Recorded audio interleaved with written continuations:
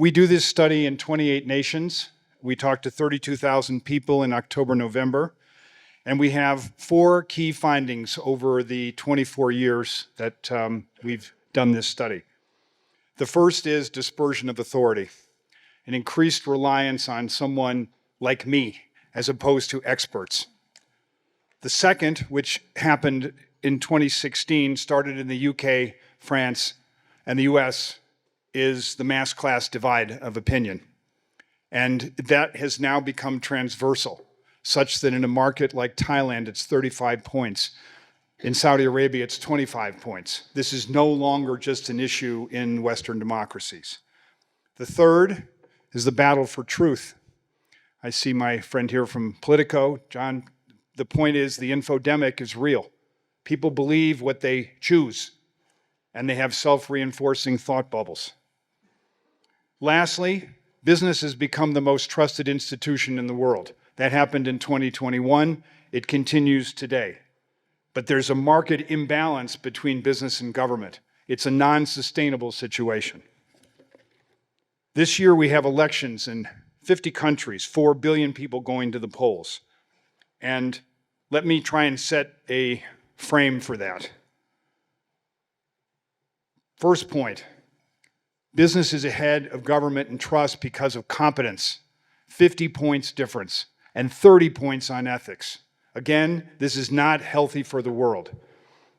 Second, developing countries are far ahead of developed countries in trust because their economies perform better. In short, we can get trust back in developed economies if we get back to trust and growth. There's not a single G7 country that's trusted, where its constituents trust its institutions, not a single one. And the UK, for the first time, has gone to the bottom of the rank of 28 countries, a tragedy. Third, the most trusted sectors are tech, food, and health.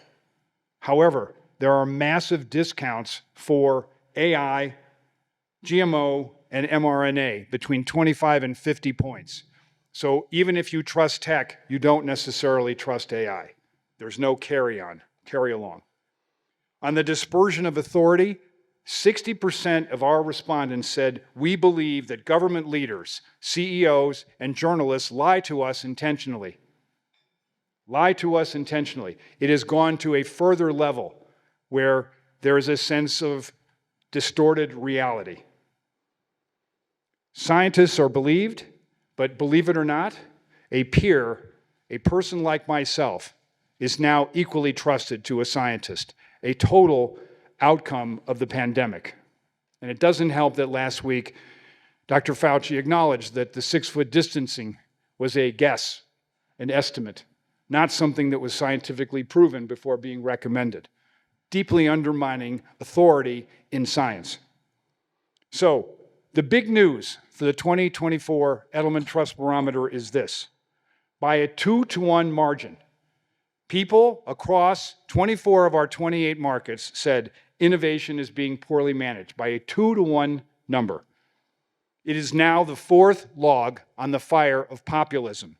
After the mass class divide, the imbalance of institutions, and the infodemic, we now have innovation, which should be a great trust builder, but at the moment is a trust detractor. I'll explain more. This is true across income levels. It is true across genders. It is true across education levels. It is true across regions. In short, innovation is being poorly managed, and business isn't paying attention to this. Business is assuming that we will just take what business provides. I'm telling you, ladies and gentlemen in Davos, that is not true. If we do this right, it can be the greatest boon in the history of business. If we do this badly, business will repeat the problems of 2008, where business lost trust because of the collapse of financial markets. Let me give you a couple of sample market findings, which I think will stun you. In the United States, there is a 40-point gap between Republicans and Democrats on acceptance of innovations such as green energy, EVs, mRNA. Republicans believe that it's somehow taking away their rights. It is big government. It is not enabling them to live the way they choose. This is important.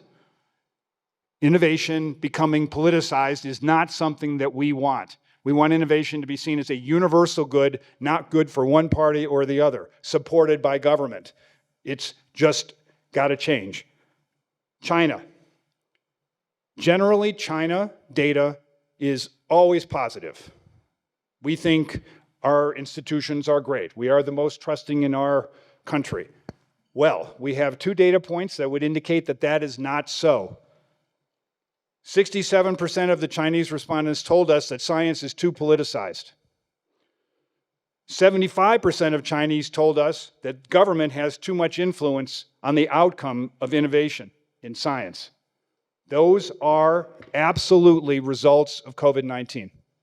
The Chinese have spoken. They're not happy about this relationship between innovation and their government. There are consequences of poor implementation of innovation. Specifically, 2/3 of people tell us society's changing too quickly. It's not good for people like me.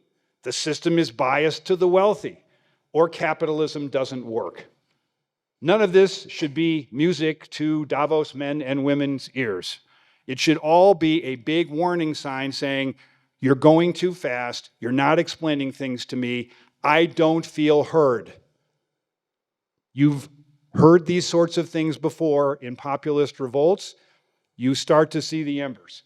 I want this to work more than anybody, but I'm telling you we're not doing this correctly. We're charging ahead as if it's all assumed to be good, and it's not by a lot of people, especially in the lowest quartile of income.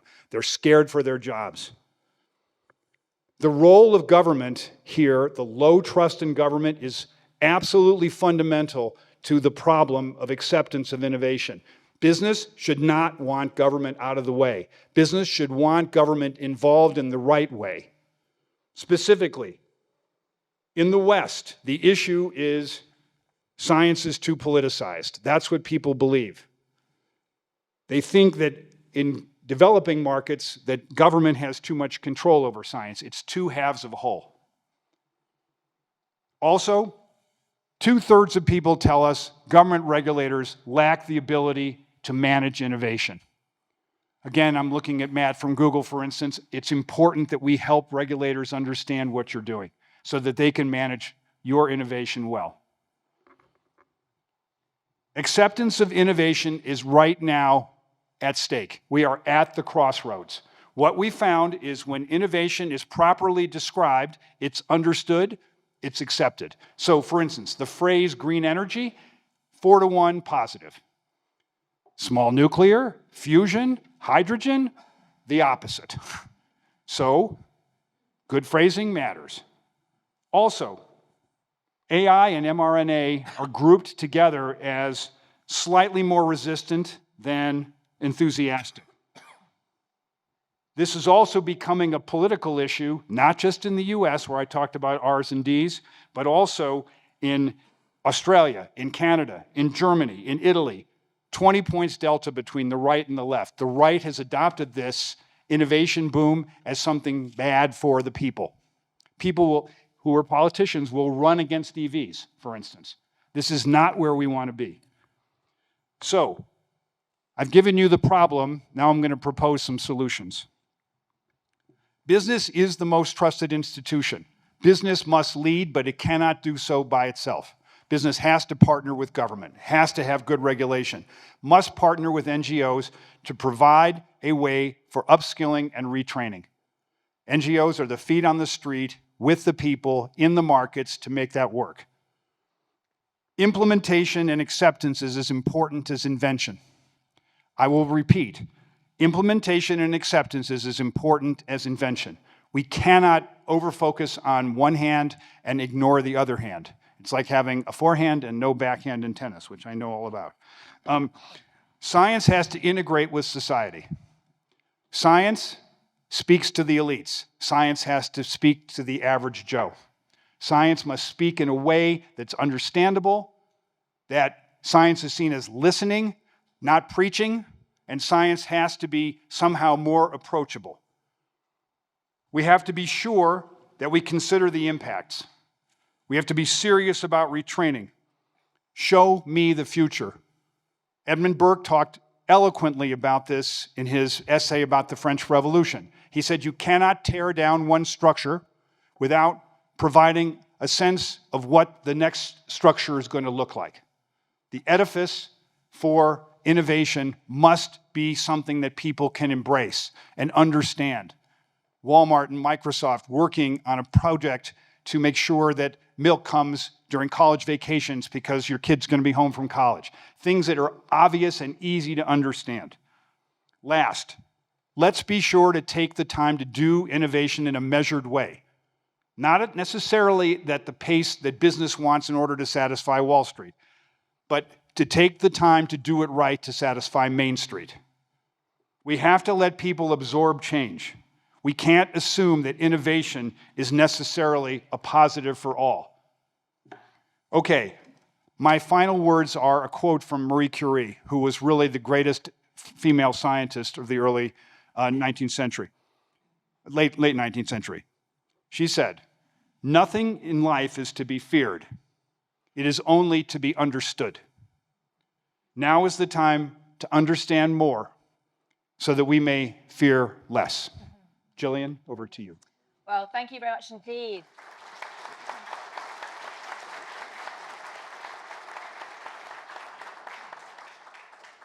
Well, thank you very much indeed, Richard, and good morning, everyone. Although, from what you've just heard, it's not a very good morning for the Davos elite. In fact, it's a very challenging set of messages from this year's 24th report. I'm Gillian Tett. I'm a columnist with the Financial Times and part of the editorial board, but I also recently started as Provost of King's College in Cambridge. And from that King's vantage point, I find these messages fascinating because in my office in Cambridge, I sit almost next to a gigantic statue of Alan Turing, who was a former Kingsman, who of course launched AI, but launched AI in an era when it was the universities and governments who were doing all the research, not the private sector. And I also sit just next to the archives of John Maynard Keynes, and I was rifling through those the other day and stumbled on his letters from 1919, which are incredibly relevant to today. Because in 1919, he wrote about his deep depression about the evil gripping the world and said that before World War I in 1914, essentially you had an elite who were in love with the idea of tech innovation, in love with the idea of capitalism, and in love with the idea of globalization, and thought it would continue forever, wildly complacent, and failed to spot that the fruits of those three forces were almost entirely going to that elite. And of course, we then saw politics trump economics and take the world on a very different path, and all three of those forces go into reverse. So, to my mind, the question right now is, are we about to see a replay of Keynes's depression in 1919? Are we about to see all of the amazing innovations launched by people like Alan Turing essentially tripped up by populism, protectionism, and violence? So we have an amazing panel of people to talk about this and talk about what can be done potentially to try and reverse this. On my far left, we've got Thomas Siebel, a well-known tech luminary from Silicon Valley, who's going to tell us how Silicon Valley can stop being quite so distrusted or hated by the wider public. Next to him, we have Srikant Datar, who is the Professor of Administration, Dean of the Faculty of Harvard Business School, which of course is a part of the university complex that's grappling with its own trust challenges at the moment, to put it politely. I say that coming from a university myself. Next to him, we've got Helle Thorning-Schmidt, who's the former Prime Minister of Denmark, which is I often say Denmark's a bit like a gigantic Boy Scout camp, because everyone there follows the rules, waves the flags, and wants to do the right thing. So, and I say that because my other half is actually half Danish, so I could be rude about Denmark, although admiring about Denmark. But anyway, you can tell us about how governments can or cannot build trust, and also why the non-profit sector is seeing such a collapse of trust, given your new roles now. And on my immediate left, your right, is Doug Peterson, CEO of S&P Global, who has been analysing risks for a very long time and now has to plug trust into those risks as well. So, amazing panel of people to explain what's gone wrong and what could go right. And I would like to start with you, Tom, because you are at the centre of a business world that has both, or a technology that's both driven so much growth in America in the last few years. I mean, it really is just astonishing the degree to which both Silicon Valley has come to dominate the S&P 500, the corporate economy, the corporate rankings around the world. And yet, if you talk to the average American today, most people kind of hate you. Why? Thank you, Gillian. Good morning. As I said, good morning. And Richard, thank you for your really important thought leadership in, I think, an incredibly important topic. So my role, handpicked by Richard, is to be the bad guy up here, and you'll find I can fulfill that role pretty well. Okay, now let's talk about, so I've been involved in the information technology industry for a while. And so when I was involved in the creation of Oracle Corporation, Siebel Systems, mini computing, personal computing, elastic cloud computing, been there, done that since the information technology business was about a $200 billion business. Today, it's probably 7 to 9 trillion. Now, for the last 15 years, we've been working, I'm the CEO of a company called C3 AI. We are the problem. Okay, so we deploy some of the world's largest and most complex AI applications in the defense community, in the intelligence community, at Shell, smart grid, precision medicine, production optimization, fraud detection, coordination of hypersonics in space, the works. We do all this. Now, this AI business and this generative AI business is the real deal. It is not going away, and it changes everything. And you think for a minute that you're going to stop it, you can get over that because this is not stoppable. Now, what are there benefits that will accrue from this technology? Holy moly! I mean, precision medicine, disease prediction, genome-specific medical protocols. Products delivered at lower cost into the hands of more satisfied consumers at lower environmental impact, dramatic shifts in lower environmental impact in everything that we do, whether it's production, delivery of energy. I mean, the benefits that will accrue are really remarkable. Is there a dark side to this? The dark side to this is almost unthinkable. Okay, and so be afraid. And I don't think it's where we're looking. Okay, where we're looking, everybody's worried about the sentient computer, right? The smart refrigerator that is going to take over your house. Get over that, okay? So the CEO of Google Brain predicts that there's a 50% probability that we'll have a sentient computer by 2030. Okay, that's not very high, okay? Nobody knows what it'll do. Okay, if you want to talk about the problems with AI, people, look at what's going on today. I mean, look at what's going on today in this world and how these technologies are used. I really believe that social media, and if you have children, grandchildren, I mean, social media might be the most destructive invention in the history of mankind. In the United States, 15% of adolescents suffer from depression. 39% suffer from a sense of hopelessness. Young women, body image issues, depression, suicide. Okay, these technologies are being used and will be used to control populations. See, what's going on in China with these social control systems. Okay, you want to be afraid? Be afraid of government. You don't think this will be used to control you? You don't think this will be used to ration medicine, be it in a single care provider in the UK or a quasi-free market system that we have in the United States? It will be used to ration medicine. Privacy, get over that. Okay, Because that doesn't, get over that, okay? How about the ability to conduct democratic processes? You might need to get over that too. So this is really, really scary stuff. People are worried about, equity, okay, and the impact that this might not have on equity. Okay, ladies and gentlemen, there are 40 million people enslaved on the planet today. Okay, this very day, 40 million people. There's never been 40 million people enslaved on the planet before. And granted, I'm the ugly American, and we want to, Americans want to, flagellate, and everyone wants to beat the Americans to death for the fact that we had slaves in the United States. Guys, we didn't invent that, Anybody read Greek history, Roman history, Islamic history, okay, German history, British history, French history, Spanish history? Okay, yes. In the, when we were a colony, you get into 16th century, 17th century, 18th century, 788,000 slaves were imported into the United States. 713 million came from Africa.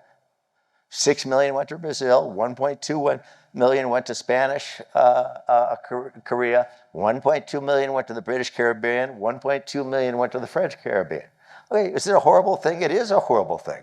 But we have 40 million people enslaved today. Do something about that. What's the primary medium for the exchange trade in Africa and Asia, where the bulk of this is happening?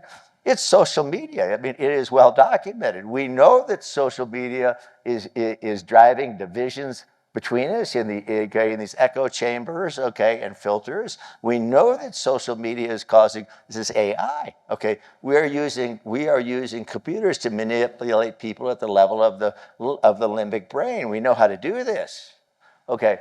Suicide, depression, loneliness, body image issues, and so everybody's worried what might happen in 2030. How about worry about what's happening today? Because we have some real problems, and it gets a lot darker from here unless we talk about it and do something about it.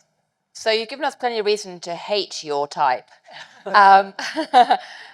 What, in your view, is a solution? Before I turn to, I think I'm going to turn to you next to ask from the government's point of view. What's your solution? Tom? Tom, yes. Well, I think, okay, this idea in the EU AI Act, or even what's in the President Executive Act, that we are going to have large bureaucracies that are going to inspect these algorithms to assure that they have no deleterious consequences, that we're going to have bureaucrats do this. I mean, get over it, okay? We're generating algorithms at the rate of millions of algorithms a year, and the fact of the matter is, particularly when you get into large language models, be afraid. We don't know how they work, okay? The people at OpenAI and Anthropic, they do not know how these algorithms work. There's a book written, really good book by Stephen Wolfram, what is ChatGPT doing and how does it work? And Stephen Wolfram's the real deal. He's out of the University of Illinois. It's the first good book I've seen on this. We do not know how these systems work. Okay, so the idea that somebody is going to inspect them, okay, and determine whether or not they're going to have deleterious consequences when the people who create them don't know how they work. I mean, right. Guys, how's that going to work? So we need to talk about it. It needs to be open. It needs to be full contact. One of us can't be a bad person for having the other opinion, but we need to talk about it because this makes, Orwellian Europe look like the Garden of Eden before it's over. Well, that was not cheering. And of course, the point you make about the emergent capabilities of AI and the fact that these platforms are essentially doing things that people did not expect is very much something that people in the AI community keep pointing out to me. And it's, of course, one of the reasons why building trust is so hard. But Helle, I'd like to ask you, having run a small country that's very wealthy and well organized for the most part, as I said, like a Boy Scout camp, what do you think governments can or cannot do to build more trust? First of all, great to be here. Fantastic to see you all. Thank you again to Richard and Edelman for doing this trust barometer. Really actually in awe of how consistent you've done this and the message you're giving to us. It's also super interesting for the World Economic Forum this year, their risk analysis and Edelman risk analysis is like completely aligned.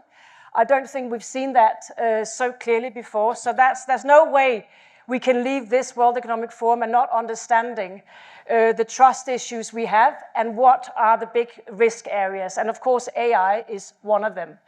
Everyone is talking about that there's an unprecedented number of people going to vote this year and how that is exacerbating the issue of lack of trust. I've come here today to be a little bit more upbeat, perhaps, and a little bit more optimistic for our future. And I want to, before I go into what I'm going to say, declare myself. First of all, I'm on Richard's board, on Edelman board, but also I speak also as co-chair of Meta's oversight board. Meta has an oversight board that actually advises them, but also tells them what to do on content moderation. We have been working for 4 years and been really quite pleasantly surprised, I wouldn't say, but happy that Meta has followed our advice to a certain extent, but always have followed our decisions about what content to leave up and what content to remove from their platforms. And I'll come back to why I'm telling you all of this. But first to the elections. I don't think we should be all in a twist and a knot about all these elections. We should worry about the elections that we need to worry about. And which elections do we not need to worry about? First of all, let's put in a category all the elections that are already in authoritarian regimes. The ruler there, the president there, whoever it is going to win with 95% of the vote. We don't have to worry about that. That's a given. So let's not worry about that. There are also a few countries that I would advise us not to worry too much about. We have an Indian election. I don't think we need to worry that much about that. We have an Indonesian election. No need to worry about that. We saw that the Brazilian election actually went rather well. I'll come back to it. There were a few issues around the takeover. And then we have the European elections. Looking at what we saw in Poland, there was a lot of misinformation there. I still think that they are fairly safe. We saw the Bangladeshi election where there was vile mis and disinformation going on. And I think we need to understand that in many countries there will be that kind of thing happening. But I also want to make sure that we understand that it is not new that you have misinformation in elections. So let's not worry about all the elections. The only election we should really worry about is the American election. We say that because we know that we were very, very close to a state coup. Last time there was an election in the US. I followed that very, very closely also from my oversight board chair. So this is the election we have to worry about deeply and try to work out how can we do everything we can to make that election work well. And my advice is the following. First of all, I think it's so important what Richard is saying about the business community. Business community is the most trusted in the world. What is it that we all know comes with a lot of trust? A lot of responsibility. So business, even though they don't like to be mixed up in politics, they still have to engage in politics, and business have to be the place where nice, kind dialogue happens. I truly believe that business can be a bridge builder in particularly the American society because the American society is so split. So that's one thing that we need to make sure happens. The other thing is, of course, that politicians become more responsible. I divide politicians these days into two categories. The ones that tell the truth, stay away from misinformation of the public, try to not instigate violence. I think this is quite a low bar for politicians, but I think it is important that we actually try to help the politicians in this category.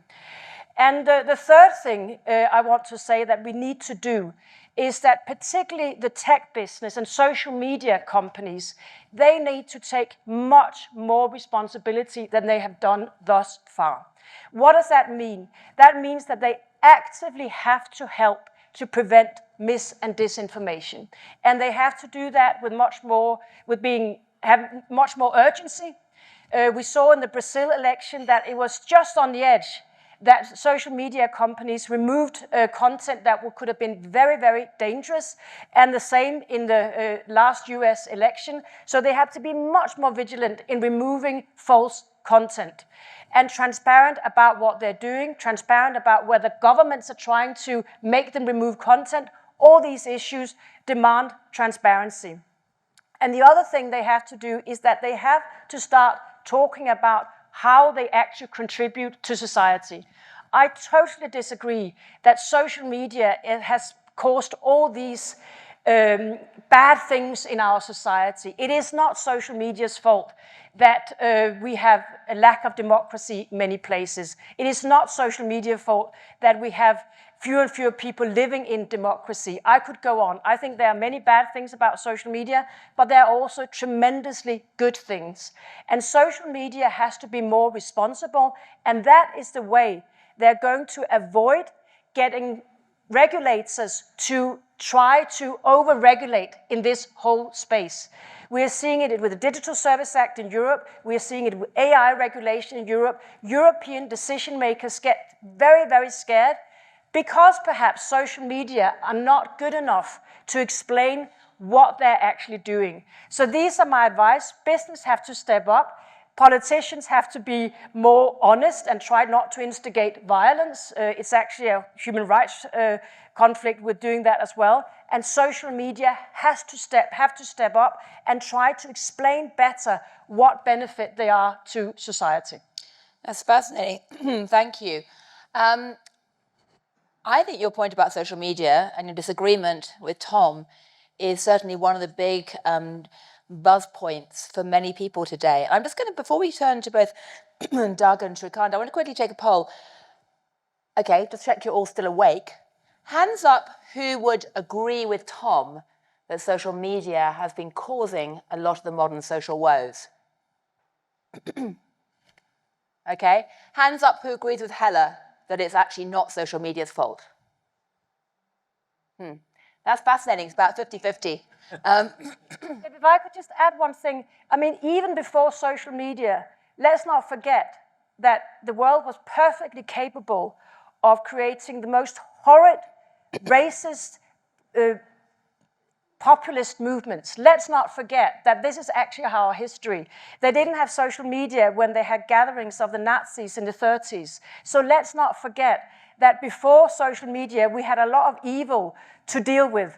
So it's a bit harsh to place all the evil of this world on social media. Well, it's certainly a very hot debating point. Yeah. And to put it mildly, or put it politely. In fairness, I did not put all the evil in the world on social media, okay? But it is a fact, well documented, that social media is used as the primary medium for the exchange trade in North Africa and Asia. Hard stop. This is a fact, okay? It is a fact in the United States. 9% of adolescents suffer from depression, and this is a great increase over the last 20 years. And it is a fact that 39% of the adolescents in the United States are suffering from a sense of hopelessness and no future. So these are just facts, and they are well attributed to social media. So I don't think that's all the evils of the world. And I think that everyone from the Greeks to the Vikings to the British Empire has, as it relates to, the slave trade, we've found ways to do that other than social media in previous millennia. But right now, this happens to be how it's done. Right. Well, I think it's actually an accelerant and amplification and cause of contagion. But I'm going to be moderating a panel on Thursday about these very issues. So I was actually doing a bit of my research right now. So thank you all for helping me. Happy to help. Yeah. But in the meantime, Doug, I'd like to ask you, you work for a company that essentially, or run a company that essentially prices risk for a living.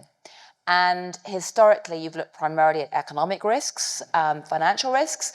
How do you factor in these issues around trust, the breakdown of trust, which is a topic that used to be very touchy-feely and not really plugged into algorithms or models?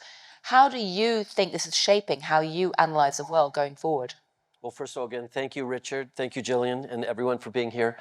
If you take a step back and look at what's happened in the risk space over the last 15 years, and especially after COVID, you can see a breakdown of what we just talked about in the trust, especially in the public sector. After COVID, we heard from Richard about the mistrust of science, of medicine. This was also, we didn't talk yet about inflation and people pointing fingers at who caused that inflation, the government. Too much spending, too much stimulus, how that got into the world economy to create an issue with interest rates going up, expenses going higher, people losing their jobs. So there's been a cycle which, especially post-COVID, created an environment where the level of trust probably dropped for the government, and I'll come back to why it went up for corporations.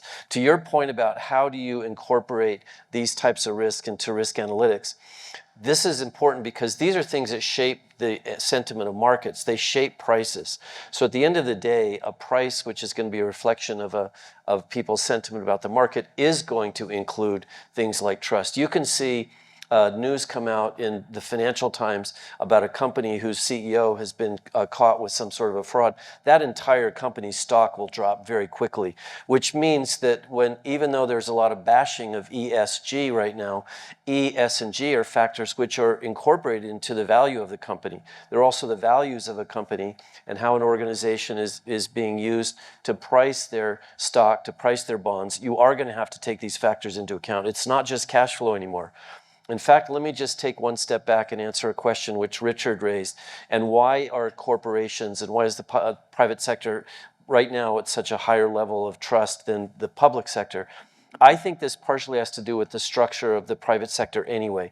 The corporations and private sector start with a position that there's governance. They start with an accountability that could be different than governments, especially the administrative part of governments. You can get kicked out of your job very easily. We see how many CEOs only last 18 months or 2 years or 3 years. And there's also been a big shift in the last 10 years that corporations are purpose-led. You need to have an organization which is built in a way that the purpose is what attracts your clients, attracts your people.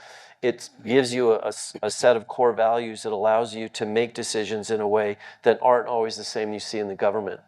One last thing, and I'll hand it back to you. I think that one of the biggest solutions that we're looking at right now that we've been talking about is public-private partnership.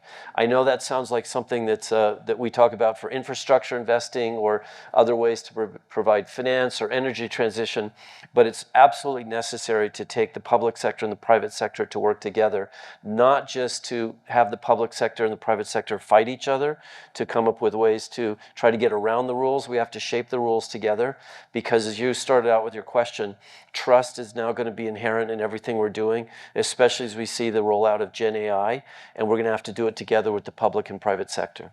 Well, thank you, Doug. And of course, it's very striking that if you look at this year's WEF risk report, which came out late last week, apart from the fact it is incredibly gloomy, I think it's the gloomiest one I've ever seen, it also stresses that a lot of the WEF community are eager for more public-private partnerships to try and tackle this. Putting that into practice, though, is challenging. But I'd like to start with, I'd like to come to you now, Srikant, and ask, you are part of the academy, like me, which has faced a few problems recently, particularly coming from Harvard.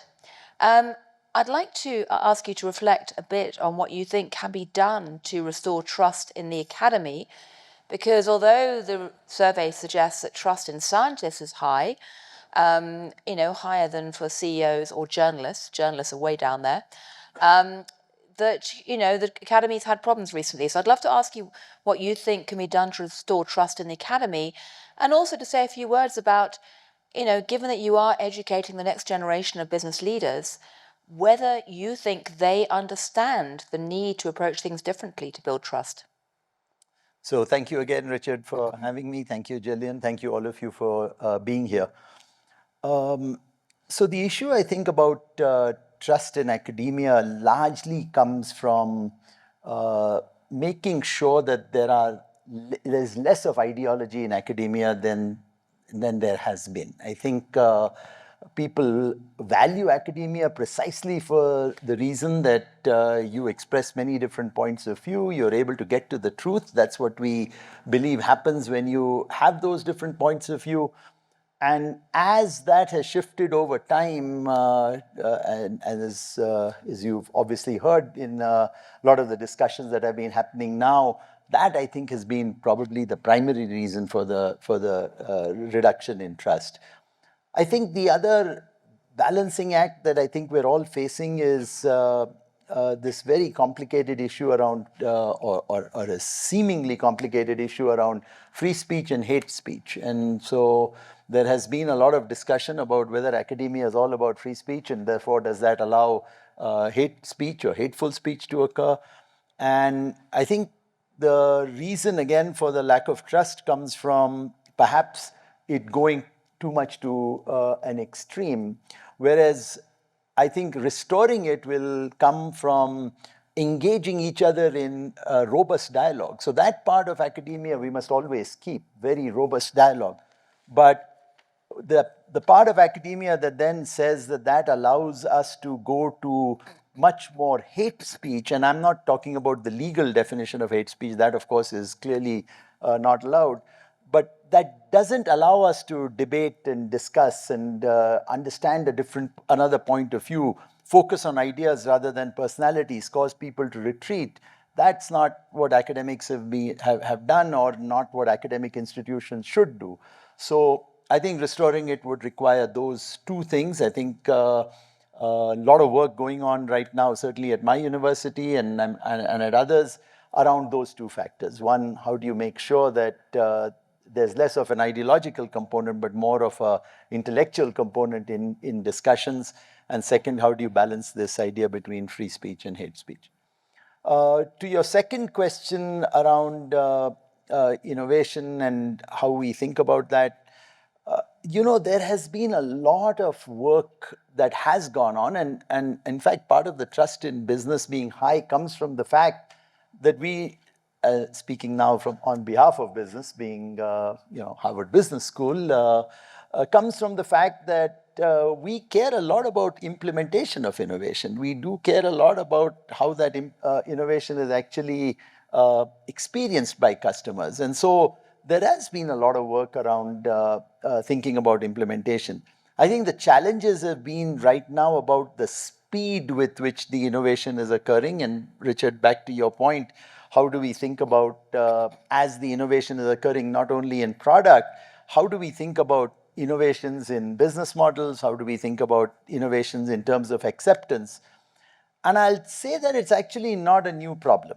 I don't know how many of you have seen the history about seatbelt usage. It's a very well-known example where seatbelts were first put in in Volvo cars in 1956.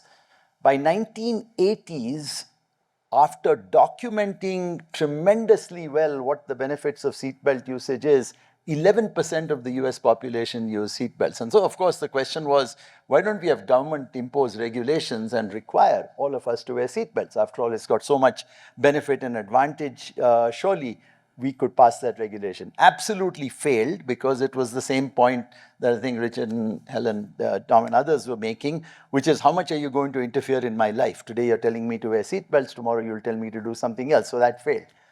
You've got to be very innovative in implementing innovation, and the way seatbelts finally got implemented was through child safety laws. They said, okay, this is a group of individuals who actually cannot decide for themselves what they should do, and so at least we ought to require them to have seatbelts. And of course, they were sitting at the back of the car and constantly saying, Mom, Dad, why don't you have your seatbelt on? Because it's so unsafe for us to have it. And that's what caused seatbelt usage to go up. As the pace of innovation continues to increase, we need to pay much more attention to acceptance of the innovation. And it's actually a well-studied factor. There turn out to be 5 factors that play a role. We often only focus on one. Most important thing for an innovation to be accepted, of course, is relative advantage. What is the advantage of this relative to what it is that you had before? That doesn't automatically mean that that innovation will take hold, no matter, and the example of seatbelts explains why that is the case. Then you got to make sure that somebody can either try it and then sense it for themselves? If they can't try it, can they observe it? If you can't do either of those, is it simple and easy enough to understand? And if you can't get there, or in addition to getting there, is it compatible with my particular way of thinking or my worldviews? And we have for a long time, and there are well-established ways in which we can see that occur. I'll close by pointing out a very nice set of arguments that Satya Nadella made when we launched our new Institute on Business and Society about a year and a half ago. And Satya said that in addition to creating long-term value, which is what he obviously wants to create for Microsoft, there are 4 factors that he thinks about in the context of what you were just asking. Number 1, you cannot do an innovation that you think will either violate human rights, weaken institutions, or damage fundamental rights. If you do that, it's not going to last very long. And again, business has an interest in figuring this out. Yes, we should think about how the public-private partnership works, but we have an interest in figuring this out for ourselves. Second, any innovation that you do cannot decrease the trust that society has in business. So you've got to keep doing innovations by which society actually values what it is that you're doing. And again, if we think about it from the point of view of our governance, accountability, ethics, again, you can see why that is consistent with long-term value creation. Third, any innovation that you do should, to the extent possible, be inclusive. And Richard, you talked about that in the Trust Barometer. And Satya simply argued that inclusivity is both in terms of this long-term sustainability that we're talking about, but also good for Microsoft in terms of the range of opportunities. And then, of course, the fourth, he said that Microsoft's visions for growing are going to be far greater than the increase in the size of the resources on the planet. So we've got to be very respectful of how we use resources. So 4 things that he puts down as strategic boundaries to ways in which they innovate. And I think they're very helpful lessons as we think about why business will continue to be trusted, or if business is to be continued to be trusted, thinking about it in that way that is both very good for profitability, but also very good for long-term success. Right. Well, thank you. Well, thank you for those really terrific points. And we're going to go now to audience Q&A. It would be polite, courteous, but not compulsory to identify yourself. Since we only have 10 minutes left, I would ask you to be very brief and pointed in your comment or question. And I'm going to take 3 grouped together to try and get through as many perspectives as we can. So, anyone like to make a comment or question? We have one up here at the front. Yeah.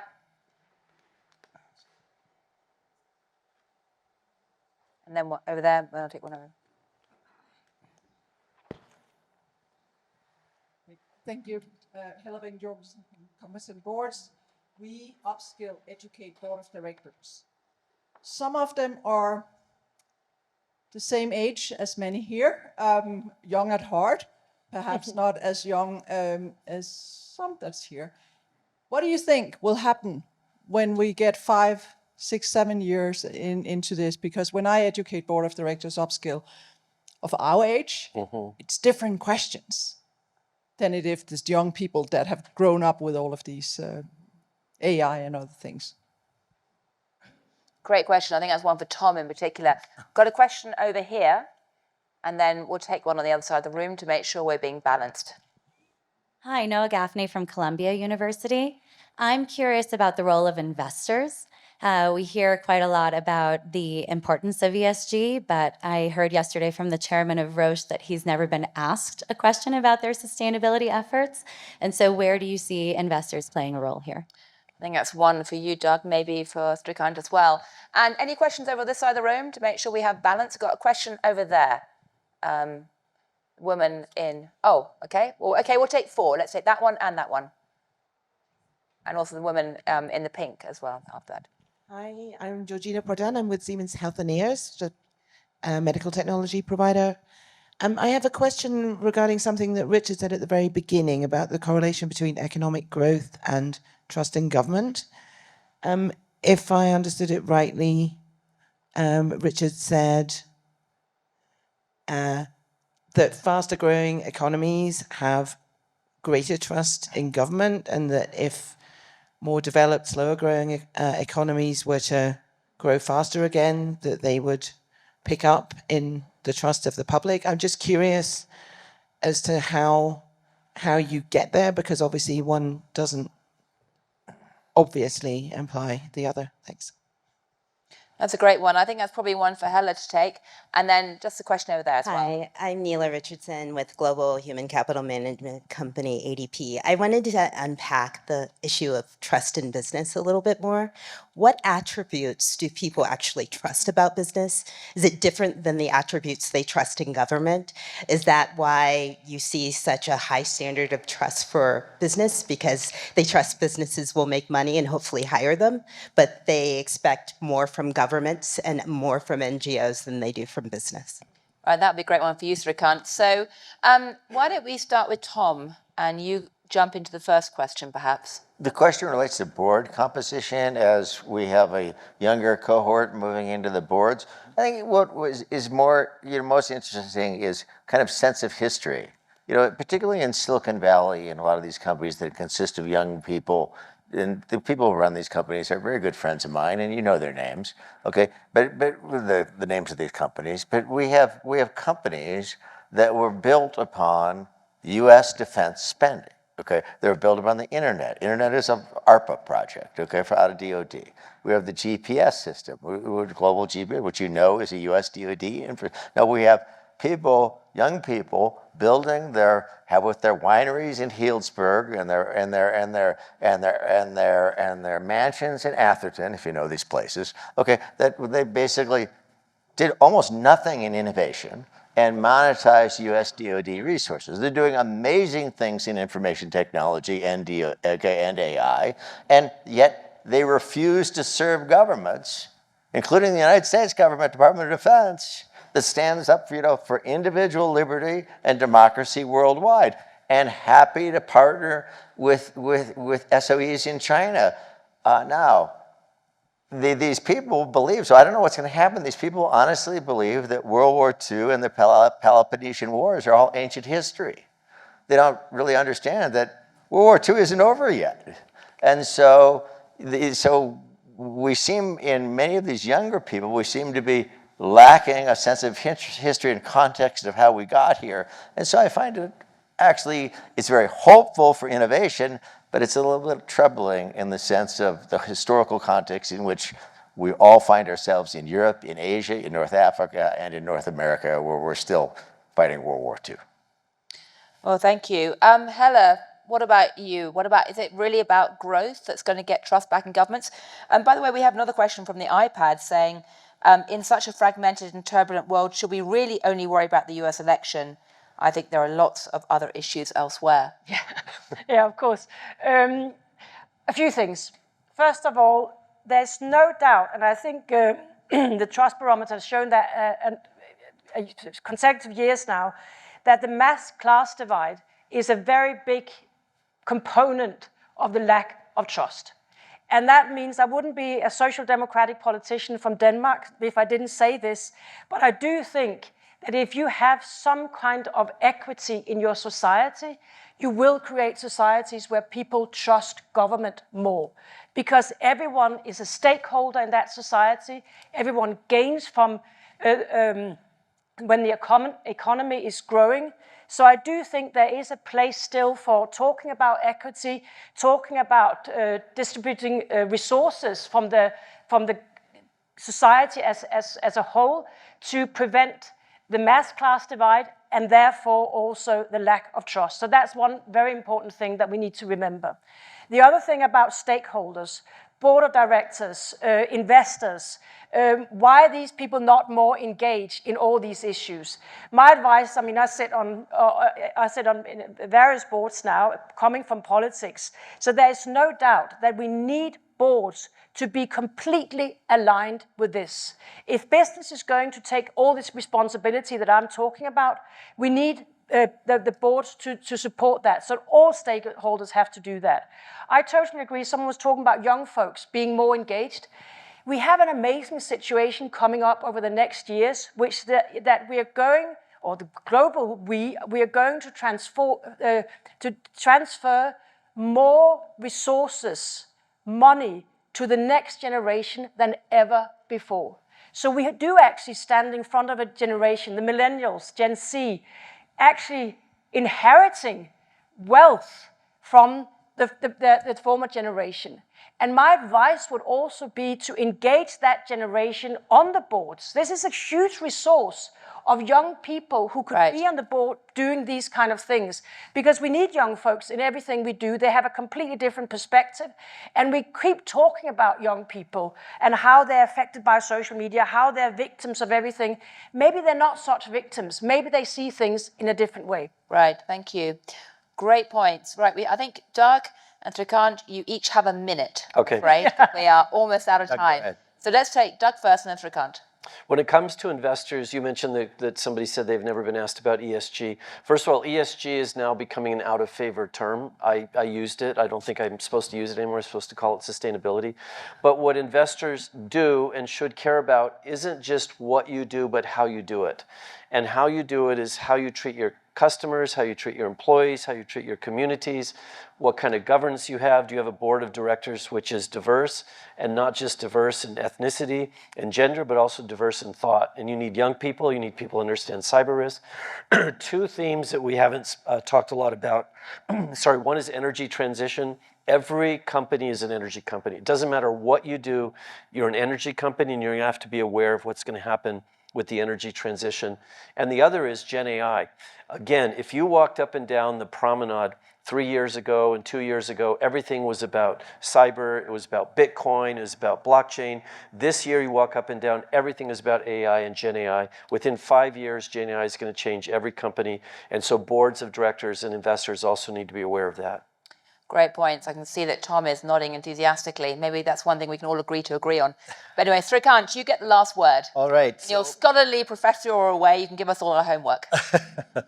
So why the trust in business? And I think some of it is already in the Trust Barometer data. Clearly performance. It's one that people see it as a set of organizations that actually deliver, have to deliver in order to survive. Where does that come from? It comes from some of the things Doug talked about, quick feedback from customers, thinking about how you motivate your employees, governance and accountability, clear, which is everything that people want in good institutions. Business has that. But I would sort of hypothesize that a little bit of what you're seeing now in terms of the further increase in trust in business comes from the focus on purpose. I have 4 of my colleagues writing books on why purpose will drive then many of the things that we are talking about. And I think some of the trust in business is coming from there. The others are things that we know well. It has been the one institution that has created billions of jobs, lifted many people out of poverty, improved our standard of living, given us terrific products. So I think those. And then the last point I make is that they also seem to manage risks well. They have to, as we've just discussed. If you don't manage risks well, you're not going to be around very long. So ethics, thinking about risk. So I think those are multiple factors that cause the trust in business to increase, and certainly has over these last few years. I'll stop there, Gillian. Well, thank you very much to the panelists for being so disciplined. Thank you to all of you for coming along. Thank you, Richard. And I think if I had to sum up the message from this year's report, it's that we have our work cut out for us. So good luck. Thank you.